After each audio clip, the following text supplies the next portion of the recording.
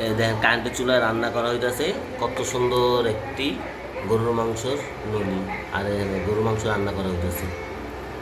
এই যে গরুর মাংস, গরুর মাংসটা নাড়াচাড়া একটু একটু ঘুরা তো না, ওই হাড্ডিটা ঘুরা।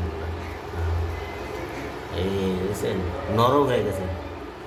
কারেন্টের চুলা রান্না অনেক সুন্দর হয়, বুঝছেন, কত সুন্দর। এই যে মাশাআল্লাহ, অনেক সুন্দর। ওয়াও, খেতে খুব সুস্বাদু। তুমি থাকো। এই যে রান্নাটা প্রায় হয়ে গেছে, আর একটু বাকি আছে।